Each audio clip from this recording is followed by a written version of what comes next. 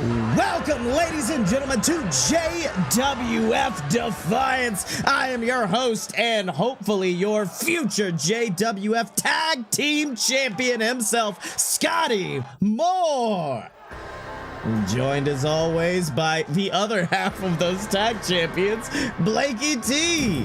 The man who is restrained tonight to the commentary desk. Yeah, and we may be looking at a future world champion, but currently Jeb-A-Dook has a tall task ahead of him because the champ has issued an open challenge for Kontender. Well, who's it gonna be? Shit. Well, you know, the Dylan on the latest episode of JWF Ignition said that he found himself an opponent of his caliber. Of course, he is facing Mamoa Curry in the main event, but he says he has found an opponent of Jeb's caliber. And you can see a shocked look on the face of the Jeb-A-Dook Hausen as he stands across. Oh, and then sends him to the earth. Oh, Jeb Hausen starting out strong. That is Dookhausen. right. You could just do it in a Hausen. That is right, but you gotta think about this. This is clearly mind games on the part of the JWF World Champion himself, the man known as the Dylan. Let's not forget, a couple of weeks ago, the man known as Mark Plays referred to Jeb-A-Dook as essentially a second-rate Danhausen. And it looks like Danhausen trying to prove it tonight because, you know, he is very nice, very evil, but it looks like he is very focused on a victory tonight. Well, if he gets a good curse in on the Jeb-A-Dook, which I think he already did on the ramp down, I don't know how legal that is, but if he gets a good curse in on Jeb, then it could be all over already. I don't know. I think more than anything, the curse of comparison is currently what is dominating the mind of the Jeb-A-Dook right now, who hits a beautiful shotgun splash, taking out Danhausen. I don't know about you, buddy, but listen, I love Danhausen. He's a boy, top to bottom. But we made Jeb to be Jeb. That is actually, I'm fairly sure we made Jeb before this iteration of Danhausen existed. I think you're right. This is 110% a great minds think alike type thing, but still. Oh, went for the shotgun splash again, but Danhausen avoiding it. You gotta think this is a Danhausen might be shaking off some ring rust. I mean, for the longest time, he has currently been acting as the legal team for the best friends on AEW, and now he's got him up, could we see it? Go to sleep, Hausen. Very nice, very evil. Dragging him to the center of the ring. 1, 2, kicking out is the Jeb-A-Dook, but you got to consider that move was approved, almost gifted to the very evil Danhausen by the man known as CM Punk. And when the best in the world is endorsing you, that's got to definitely give Danhausen a bit of an advantage in ring right now. Absolutely, and you got to really think about how much this has got to be affecting the morale of the Jeb-A-Dook. I mean, if by the very small possibility that he loses tonight, I mean, he has 2 banner matches at Wrestlepalooza that he's going to have to be worrying about. That's right, and both of them on night 1. Oh, wait, hold on, he's got him up. Could we see a buckle bomb? No, instead just drops him down, and from the Jeb-A-Dook's height, that is quite a tall tumble for the man known as Danhausen. And you know, I hate to say it because I love Jeb that much, but you know, if his morale was rocked, I would say it wouldn't hurt me too much. That is right. In addition to fighting for the tag team championships, which you really should be focused on, you are also fighting the Jeb-A-Dook for the honor to call yourself the victor of the biggest tournament in JWF history, the J1. But for the man known as the Jeb-A-Dook, I mean, you got the night off tonight. Jeb-A-Dook is going to be coming into that match banged up, but maybe victorious. Ooh, but not if Danhausen has anything to say about it. Danhausen kicking out, and I would like to say, not fighting, not by my own choice tonight, as we all know. I did have to lock you in the chair. Oh, flips behind Danhausen. Oh, no, he's got him up. He's got him up. Is he going for seconds? Very nice, very evil. Very sleepy. That's right. 1, 2. Oh, Jeb-A-Dook kicking out, and look at that, the frustration growing on the face of Danhausen, who once again tries for another pin. It's just really just pulling out all the stops against Jeb right now. Jeb refusing to go down, which is one of the things that I would say is one of Jeb's biggest weak points from early on. It was his endurance. He would get, he would take a couple of stiff knocks by somebody's finisher, by somebody's most expert move. Oh, that's right. And he'd be slam. knocked out. But this is Jeb we're talking about. This is the new Jeb. This is JWF Jeb. That is right. And then Danhausen goes for a clothesline. Jeb reverses it. And then a big kick to the gut. And you got to think, for the JWF champion himself, the Dylan, yes, he is also fighting Mamoa Curry, but I don't think this match was about weakening Jeb. I think this match was about splitting the mind of the Jeb-A-Dook. Think about every single time the Dylan has come out to the ring. He has called out Jeb for being unfocused, for focusing on far too many things at once. Hold on. 2. Oh, 2 3/4, and Danhausen being flipped over into the Boston Crab. And it looks like, oh, grabs at the leg, but you can see the damage has been done. Hold on, that's the thing that I do, Jeb. That is right. You piece of shit.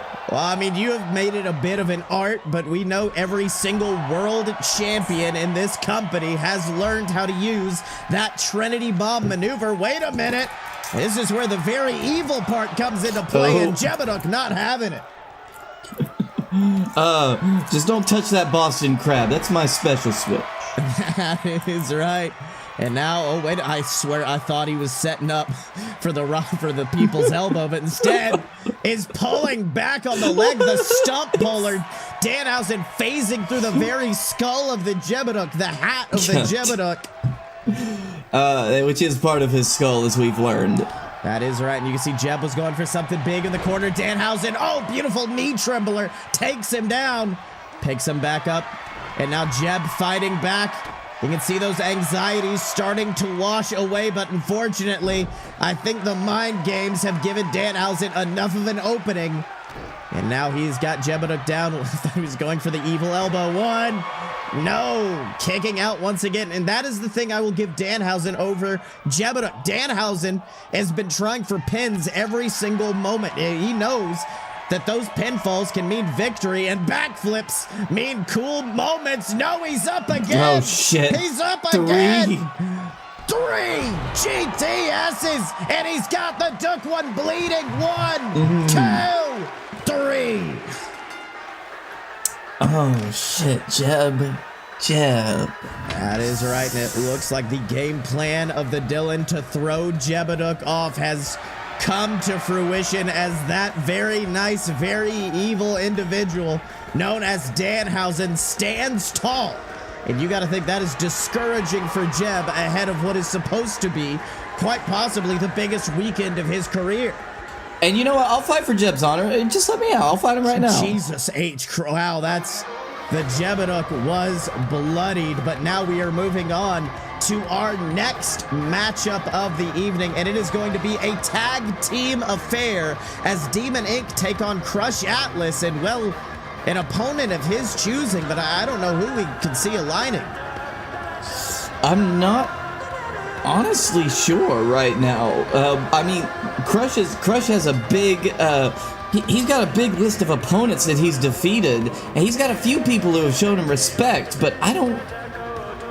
Well, standing here are your tag team champions. Of course, we are going to try to remain as unbiased as possible, knowing that in just a few short days, we are going to be stepping into one of the most dangerous matches in JWF history, a TLC match against these men, and then, of course, Justin Clouds, fucking Griffin smash Clouds. that fucker's face in right now. Jeez, no unbiased commentary. We're unbiased commentators. Fuck Ghazi, though. Oh, yeah, we don't have to be unbiased against Ghazi. Fuck Ghazi. That is right. I mean, let's not forget this match. Crush's match against the man known as Randall Crowley last week when he went against Big Cyrus Crane. That has all been Lawrence Whitney and the Whitney family attempting to weaken the captain's champion before he goes toe-to-toe with the Nightmare Ghazi come Wrestlepalooza. But as you can see right here, I don't think the champ's been taken down. If anything, I think these repeated matchups have made him stronger, but has it made him more friends? I don't know. Crush looks as strong as ever, but oh my God! Well, ladies and gentlemen at home, if anybody wanted to get their hands on the Whitney family more than, well, me and Blake, it has got to be this man, Big Cyrus Crane. A former member of the Whitney family, a man who, in my opinion, did everything he could to make sure that the Whitney family stayed on top. And where did that land him? In the unemployment line. Exactly, but now it seems that, but a little bit of contention right here on who wants to start. Big Cyrus wants to get at his previous family first. Well, I mean, yes, that is a bit of a contentious move, but also on the part of, everybody's, wait, and now people are swapping out, and... I knew that was gonna happen! Well, you did notice how Whitney and Ghazi just instant transmissioned into the back. Yeah. Wait, hold on. So it's not even the people who argued to start. It's just Cyrus came in, he did a big good move, and then Crush was like, no, it's actually my turn. Yes, well, as I was saying, Cyrus starting off the match might have been a little bit of a ivy bush. No, what's it called? Olive branch. Olive branch, ivy bush, towards the man known as Crush Atlas, because if Atlas started off, who knows? Maybe they would pull a Ric Flair Sting bullshit and then hop off of the apron at the last minute during the hot tag. If he's going to start the match, he's not going to turn on him. No, that is very true, although I don't know how well it's worked out for Crush. Good quick escape from the ring, get a little bit of a breather, but Crush went straight back in against Bateman. That is right, the CrossFit champion himself, Alistair Bateman, who in a match like this appears to be dwarfed by the three other competitors. But I'll say the one thing that he does not have, he's not smaller than, and it is talent. He certainly has proven that he can hang with the giants, as it were, and that looks like what he's trying to do with Atlas. Oh my God, what a brain buster! Oh, it looks like Alistair Bateman is coming out. He really wants to make a statement against our captain champion. What a beautiful belly to belly, and you can see almost trying for a tag there on the man known as Big Cyrus Crane, but Bateman would not let it happen. You got to think Demon Inc., most certainly experts at cutting the ring off, but... looks like... Well, no, I thought there was a tag there, but I guess Tommy is not recognizing it. Instead... it would appear as though Bateman pulling a page out of a certain commentator's playbook. Yeah, bud, huh? And the crowd chanting, "This is awesome." They usually chant it a bit louder when I do it, but you can see the brawl continuing on the outside and the Nightmare getting a close look at the man he is set to be facing this weekend. And the Bee getting a very close look and some notes at the people that he's going to be facing this weekend. So sorry if I'm not as active on commentary. I'm trying to be unbiased and take notes. That is right, but you gotta think the man known as Crush Atlas will have a tall task when he goes toe-to-toe with Ghazi. I mean, hate the guy all you want, which I most certainly do, but at the end of the day, I think the Captain's Championship is something that has gotten within fingertips of Ghazi's grasp. I mean, he actually did take the former Captain's Champion himself, the Dylan, our current world champion. He took him out of action, broke his collarbone, took him out for months. He's nearly gotten to that Captain's Championship so many times, and now with Wrestlepalooza, you know the Nightmare is going to be fighting big, but it looks like Atlas about to be fighting even bigger because he's telling Bateman to get... No! Bateman fights out of it, and whoa, what a shot from the forearm. Absolutely. Damn, son. And I will say, Ghazi, he's got to learn how to be a closer, but after this beatdown that Crush Atlas has received, I don't know how much he's going to have to worry about closing the match out. That is right. And now, going to the top rope, and a maneuver called that was once known as a load of BS. Yeah, I didn't want to say anything about it, but, you know, that was... They had to have known, right? Oh, no, they definitely know. We gave them example. We showed them how we did it back in class. Yes, but you can see the bit of an evolution they did with it. Sami Zayn coming off the top rope as opposed to the springboard that we usually employed during a load of BS. Trying to remain as fucking unbiased as you can. But beautiful clothesline taking down Sami Zayn, and that is a lukewarm tag if I've ever seen it. As two family members go toe-to-toe and get belly-to-belly. Did you ever think a guy as big as Sami Zayn could get belly-to-bellied like that? By a guy as big as Cyrus Crane? Yes, absolutely. That is right. And then, might have been trying for a beautiful Hurricane Rana, the Tierras. Avoided that spear from Sami Zayn and sent Sami face first into Bateman's ass, sending one half of the tag team champions colliding to the outside. And I'll tell you right now, Big Cyrus is certifiably pissed. Absolutely. He has done nothing but just crush Sami Zayn since he got tagged in. Just look at the ability of Big Cyrus Crane. He's about to fly. That's right, but unfortunately, Sami Zayn avoiding it. And let's not forget, this is not the only time we are going to see Big Cyrus Crane tonight, because immediately following this match is going to be one of the biggest Konanzas in JWF history, because whoever wins will be challenging our Defiant champion, Chuck Gibbons, at Wrestlepalooza. And of course, that match will be contested under Defiant rules. So you got to think Cyrus has got to be considering saving up his energy, but it looks like he don't give a damn about that. No. And it's times like this that I'm actually glad I might not be Defiant champion right now, because that would be too much. That is right. You can see the hot tag made to Bateman, who comes in like a house of fire. Beautiful clothesline. What a forearm. And then, went for another, but Cyrus avoids it. And you can see just staring down at Bateman. You got to think months of revenge, months of anger, months of pent-up aggression are coming out right now from Big Cyrus. He so much time that he spent in the Whitney family basically being a joke. Their punching bag, their verbal punching bag, pretty much. Now Cyrus is free. 2, kick out. I don't know if you noticed that. That was one of Bateman's signature moves. That was a cut above. And it nearly earned Big Cyrus the pinfall, but now look at this. Champion and Cyrus working together. And now, plucked out of midair and slammed down. You got to think, for the guy known as Crush Atlas, you got to be excited to see Bateman in the ring, because Sami Zayn is a big man, and the man known as Alistair Bateman for Crush Atlas can be thrown around like a TV remote and get speared down to the mat. Ooh. That's right. Good night, Bateman. But looks like Crush is not done flexing on the audience. Might be trying to set up for a get to the choppa. No, instead working over the neck of the man known as Alistair Bateman. An interesting choice for Crush Atlas, I will have to say, but effective nonetheless. That is right. Maybe not that effective. A code breaker laying out the man known as Atlas, but turns it back around, knocks him away.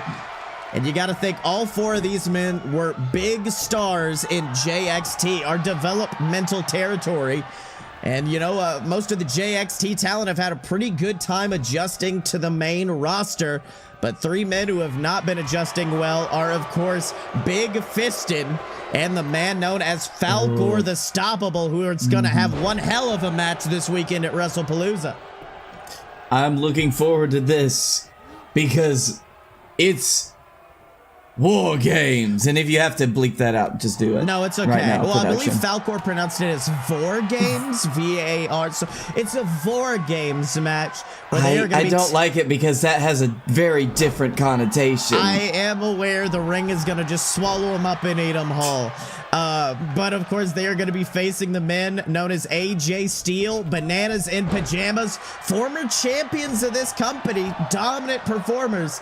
But the future is now, I think. If I had to make a bold prediction, I got to say Falcor and Big Fistin, they're going to be bringing some fire. And you know who else is going to be bringing some fire right now? The man known as Crush Atlas, who's telling Bateman to get to the chopper.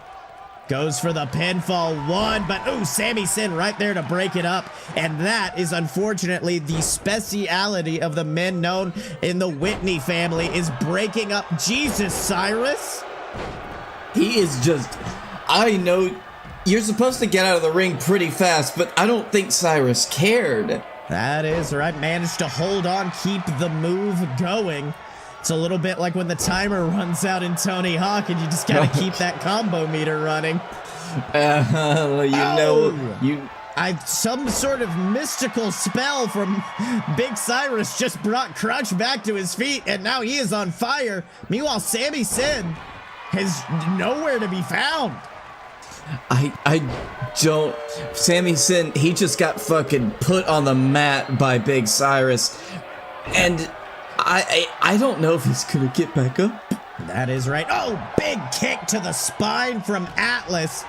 And if we're going to be covering other big Wrestlepalooza matchups involving former JXT talent, well, hold on. Atlas might want to stop me before the promotion can even begin, because Bateman's up, and Bateman's about to get to the chopper. He is unconscious at this point. This man can absolutely...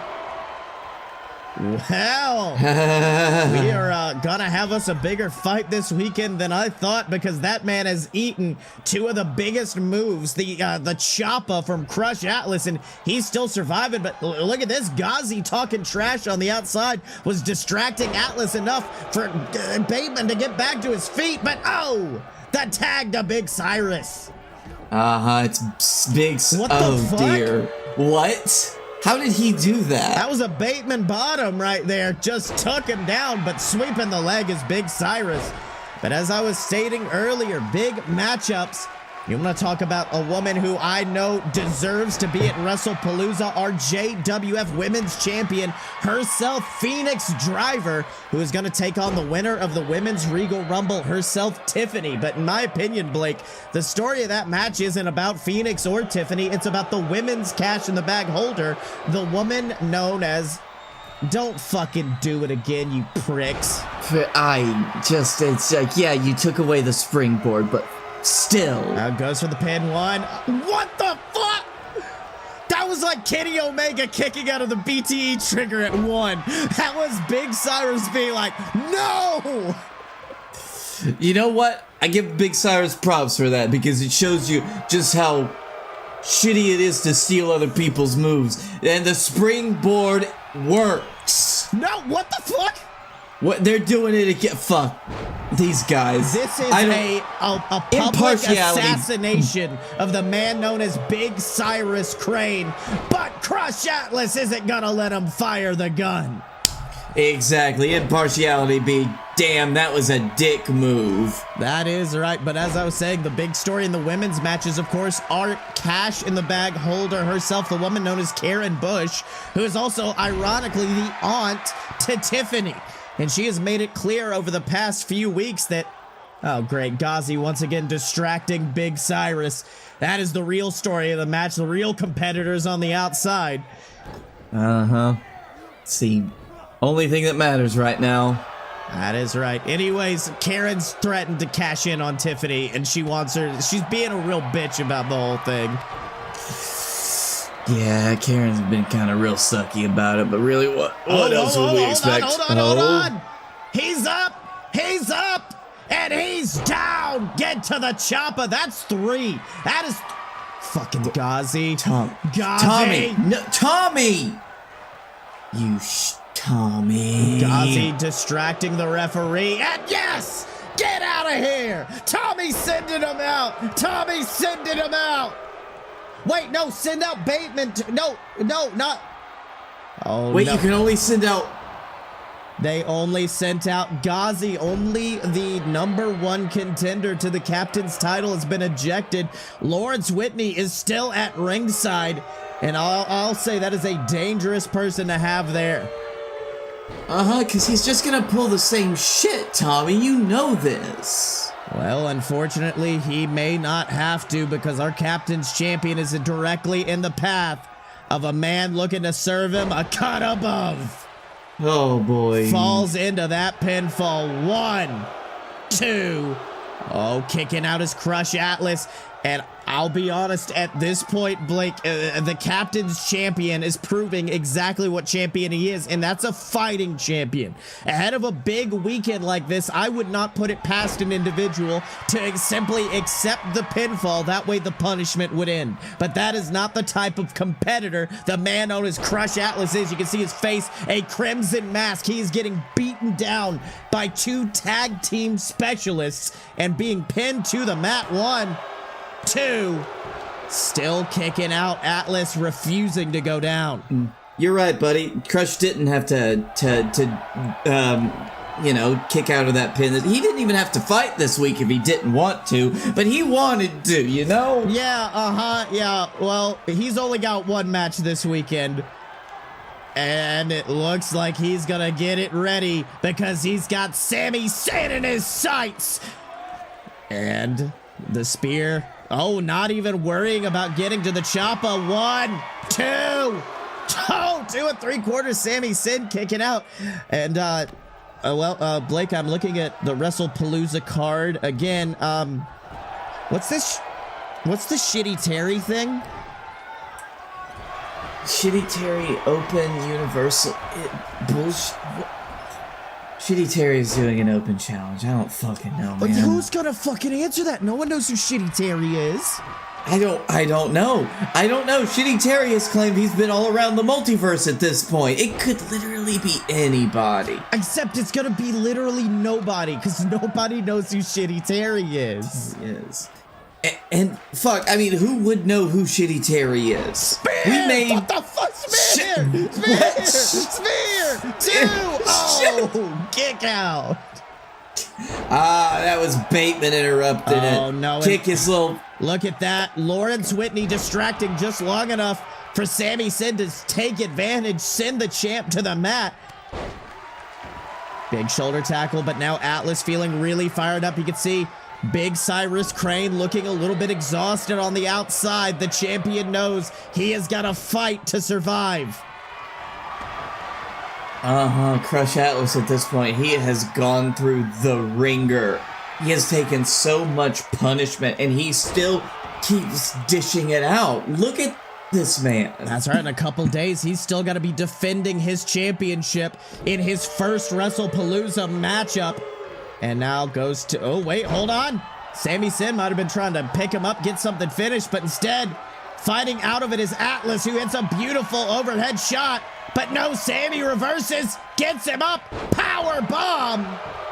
A certain power bomb that would be utilized by a certain tag team partner of mine, the men known as Demon Inc., wasting absolutely no time. Oh, wait, hold on, trying to break the arm of Atlas. They are picking him apart like vultures. You gotta watch out for that one with your arm. You know, when Ghazi broke it a few years ago, that's still weak, so you gotta watch out for that arm break. I mean, it's a TLC match. He can't win by armbar. I know, but he could still break your arm again. He never broke it. Think about it. Ghazi broke my arm. I know, but someone could break your arm, man. Full disclosure, that was just like a gimmick, so I could take some time off. Oh, spear! Spear! Spear! You fucking... I'll get to this later. Fucking get to the chopper. Looks like that's what he's setting up, too. Picks him up, getting him ready to get to the chopper. Goes for the pinfall. one. Oh, fucking Bateman, you piece of... Damn, Big Cyrus, though. Big Cyrus on his shit. I know, right? Don't we have rules against this shit? How many times can you interfere? Did they get rid of that one in this fucking I think company? they got rid of it in this game. Technically, oh no, he's trying to... He really is trying to break that arm. Uh-huh. Ooh. God, he is wrenching absolutely back on it. But sends him forward.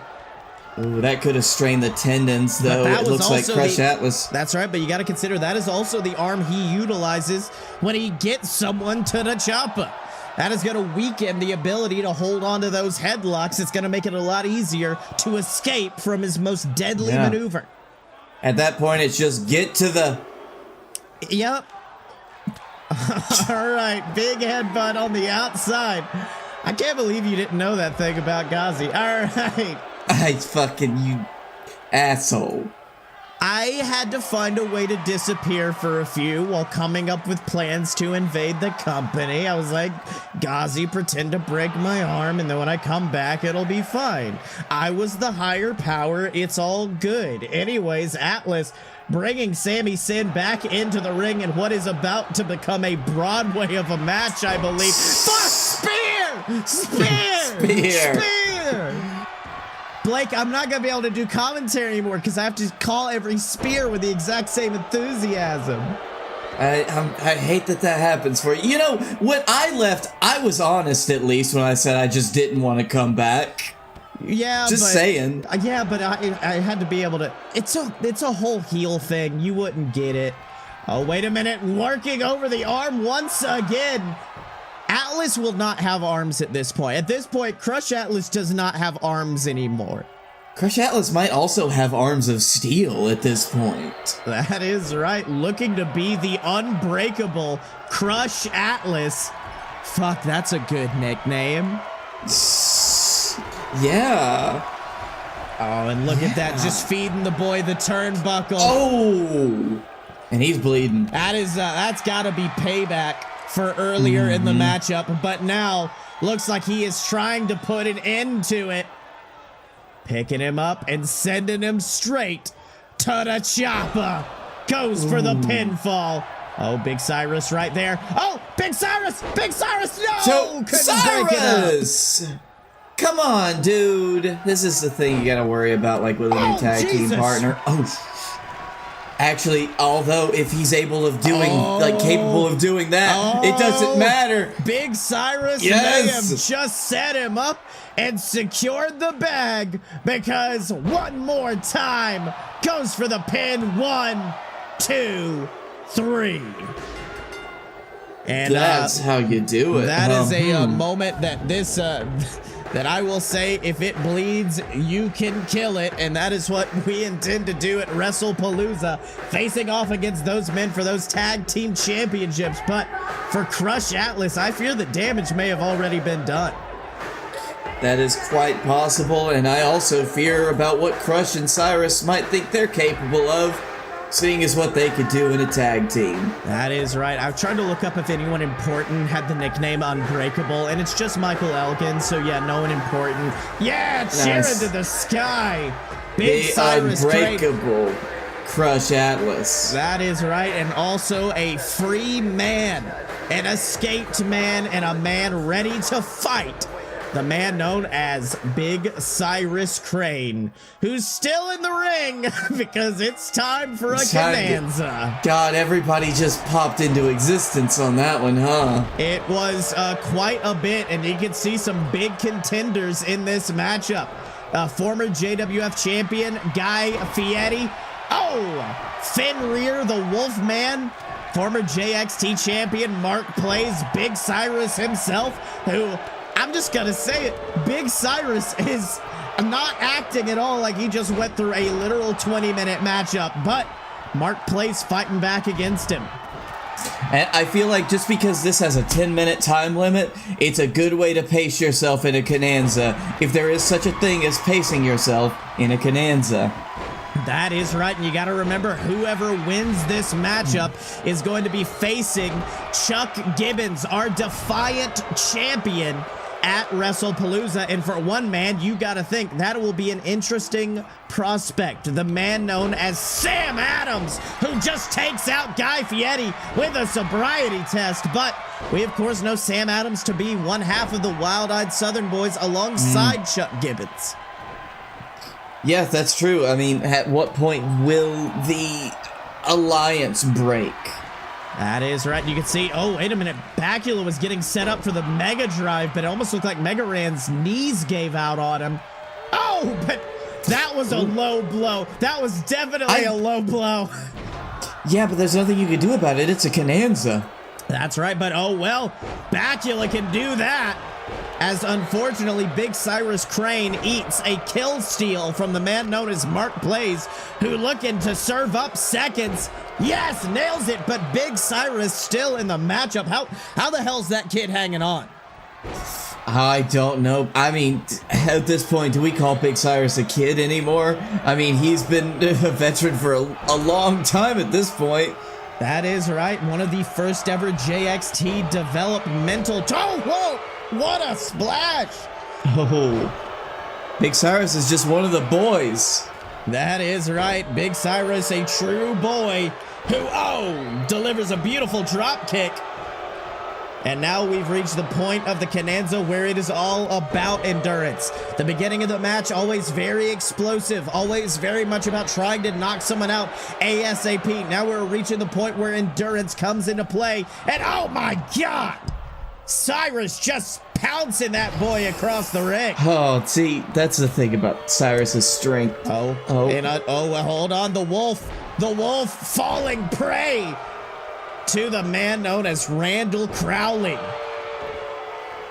And now, do you have any bold predictions? We know a lot of these individuals in this matchup, seasoned champions, have experience in the ring. Some of them former rivals of Chuck Gibbons. Do you have any potential matchups you think you'd like to see? I mean, after his recent performance, Big Cyrus would be a great guy. Mega Ran, almost always, always a bridesmaid, never a bride. That would be someone who I'd love to see. One name you are not gonna see is Randall Crowley, who ate a sobriety test and got taken out by Sam Adams, who appears to be on fire. Oh, but Big Cyrus luckily survives that attempt at it. Gotta be something else if you're Big Cyrus right now, but what? Bacula! Beautiful rainbow cutter taking down Mega Ran. Just as Sam Adams was going for another sobriety test, but Cyrus fought out of it on the same turnbuckle. That is right, and now, was going for a German suplex. Cyrus Salt lays out Sam Adams. And now, Bacula setting him up and dropping him down, back in black. And, no, Fenrir. It was Fenrir that got eliminated. Fenrir. Out, down, and out, Fenrir. And so now we are down to, it is so hard to count sometimes, 5. That is right. You can see Cyrus laying out Sam Adams, that big dropping elbow before, picks him up. Might have been trying to set up for the Cyrus Salt. Sam Adams gets out of it, and look at that. Just punching a mud hole in his face. Never heard of a man punching a mud hole, because always a fucking Cyrus Konanza laying out the beer man as Bacula nails a super kick on Mega Ran. And then you could see the devious one, the man known as Mark Plays, a man who, I'll be honest, until the finish of his match against the Jeb-A-Dook, I'm sure Mark thought he was going to Wrestlepalooza almost guaranteed. I don't think Mark Plays ever thought that he'd have to fight for an opportunity to be on the Wrestlepalooza card, but tonight he's having to do exactly that. Always a first time for everything, Mark, and I'm glad that somebody, especially someone being the Jeb-A-Dook, put you in your place. That is right. Beautiful standing moonsault from Bacula. And you can see Cyrus almost thinking anything you can do, I can do better. We know. Yes, takes out Bacula.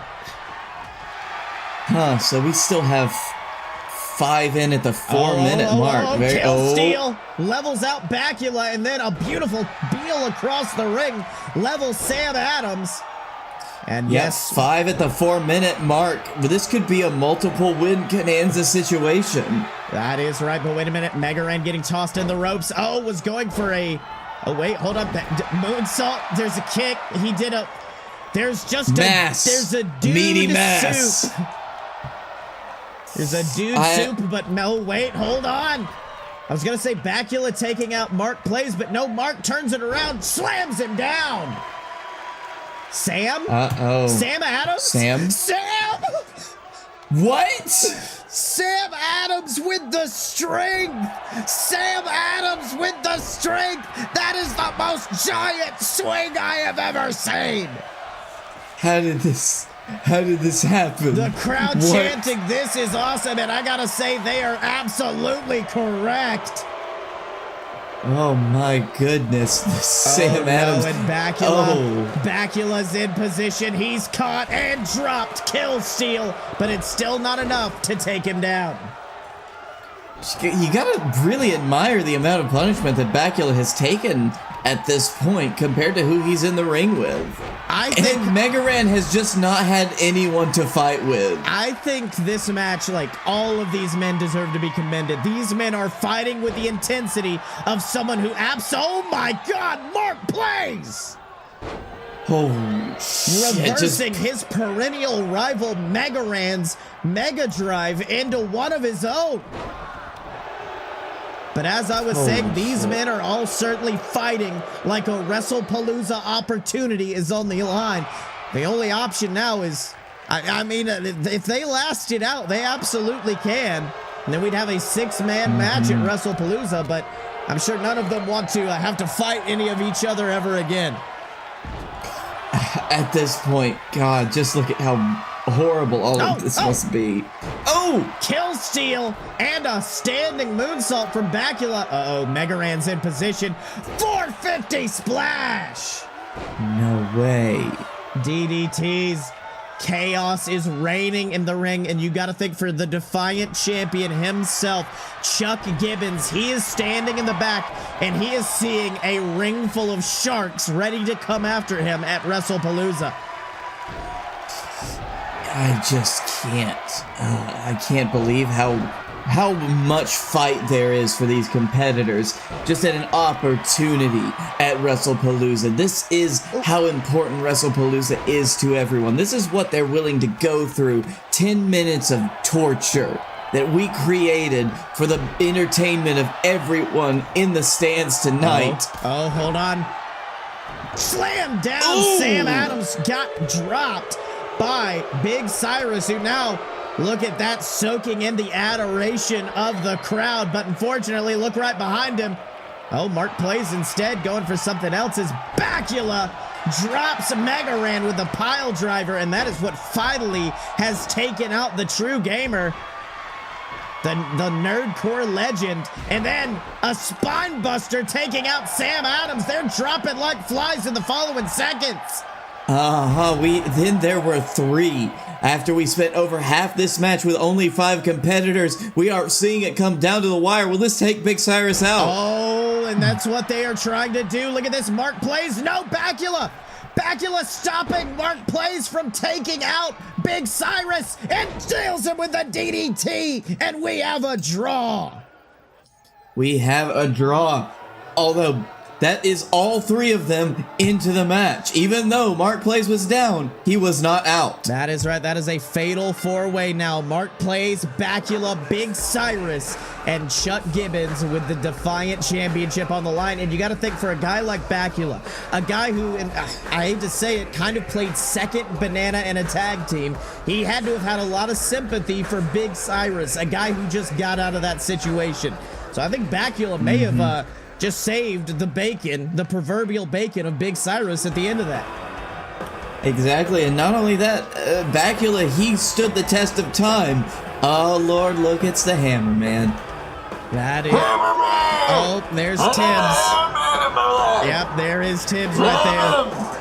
As we now move on Tibbs, to get away from the this matchup, mic. A Nautical rules bout as the Hammer Man seeks some revenge against the Beast, the man known as Robert Hill.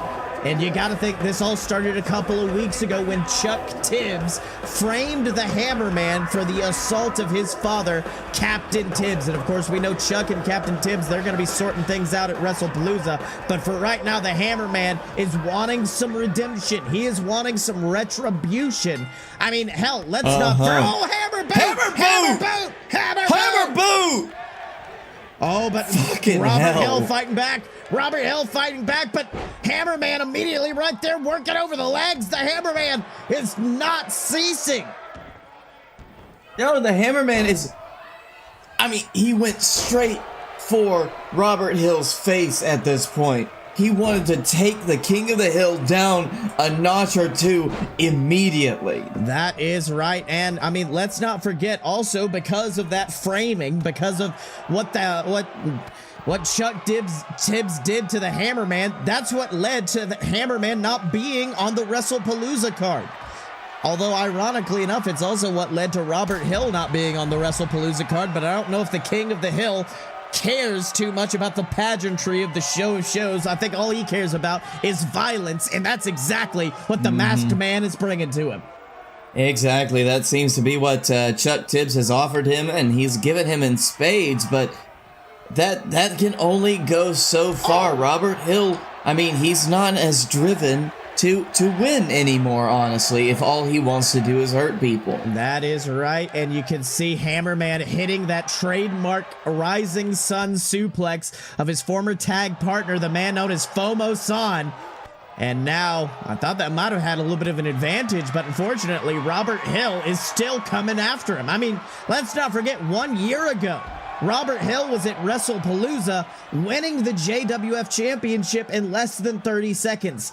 Now he is here, and that just shows the type of, I'll say, brainwashing and manipulation that Chuck Tibbs can get involved in. Oh, another Rising Sun. When you are up against a man so powerful that he got over a guy in a mask named the Hammerman, yeah, I mean, you got to worry about where you're going up against the Hammerman. That is right, the Hammerman. Well, I mean, let's not forget the Hammerman. Yes, he is a man and he is Hammer, but also he is a member of the VWO, one of the most prestigious wrestling families in the JWF. I mean, that is a... And he's also a hammer. He is also a hammer, Tibbs. That's very good. But unfortunately, he's currently getting hammered into the mat by the King of the Hill, who's looking to be on fire, Blake. Oh, yep. He just smashed his entire being into the Hammerman before giving him a bulldog. That is right. Now we are seeing that nautical rules stipulation come into play. And Robert Hill, a very simple man, saying, I don't need anything other than a steel chair, which the Hammerman barely avoided, but he doesn't avoid that second shot. No. I mean, what is a hammer versus a chair when you really think about it? That is right, but now that chair laying on the mat, and now, oh my God! Ooh, dropped him right on his head on that chair. That is right, that is dying on your shield, but oh, unfortunately the Hammer's back, just dying against the knees of Robert Hill. And that chair still dancing underneath their feet, and that is a scary thing to see, but wait a minute. Hammerman, a win for the Hammer Boot. Robert avoids it. Could we see it? No, not on the chair. Hammerman avoids it. Oh, good job, Hammerman. Hammerman avoiding that attempt at the gaslighter from the man known as Robert Hill, who's now in position and dropped with a third Hammer Boot. 1, 2. Oh, that was an emphatic kick out as well from Robert Hill. That was a kick out to make a statement. But unfortunately, I don't think we'll have time to take that statement down before we send him to the hospital. Goes for it. 1, 2, 3. Oh, that's how you do it. Yeah! The Hammerman wanting to see Robert Hill bleed, and he did exactly that, cracking him open. And while we might not get to see him at Wrestlepalooza, I know the VWO are certainly going to be fighting with as much intensity as the Hammerman did tonight, which is going to make for a very interesting TLC match for us. I'll be looking forward to it. I'm just fucking. It's time to get. Let's kick all their asses. Let's show them who's the best, just like the Hammerman. That is right. You can see that the Hammerman. Well, looks like someone is disappointed in the actions of their associate Robert Hill, and Chuck Tibbs looking to come in the ring and finish things himself. Tibbs, I know you're there. You're still in the closet. Come out and do something. Oh my God! Ooh. You know what? I'm gonna do something. I'm gonna kick his ass at Wrestlepalooza. I'm going back in the closet. Oh! Big spin kick from the Hammerman. Oh, and now I think Hammer might be backing up, possibly looking for a hammer boot. No, instead goes after the chair, but oh! See a little bit of indecision on the part of the Hammerman, and unfortunately it has allowed Chuck Tibbs to get the advantage. Pick him up and drop him with a DD Tibbs. This is ridiculous. I can only hope that Captain Tibbs exacts some type of retribution at Wrestlepalooza for this. I just can't believe what Chuck is doing. That is right, but you've got to remember this, Blake. That matchup is not just a father and son aggression bout. That is also to determine who will be the final opponent for this man. Mamoa Curry, the god of law, god of the sea, and most importantly, the god of the JWF. And of course tonight, he is going to have to worry about an old opponent, an opponent that Mamoa Curry knows very, very well, but not recently. That is right. We, of course, know that Dylan, our champion, and Mamoa Curry have had their share of bouts throughout the years. Hell, one time the Dylan even quote-unquote retired Mamoa Curry at Los Trios Tangos. But we, of course, know that one didn't take. But right now, Mamoa Curry has made it clear. He must return to sit upon Olympus. He must return to take his father's throne as God of the Sea. Which means, unfortunately, his time as god of the JWF must come to an end. And I know this man, much like me, said, I'm not going to let you get out the door without one last match. And that is why the Dylan decided to put his title on the line tonight against the man known as Mamoa Curry.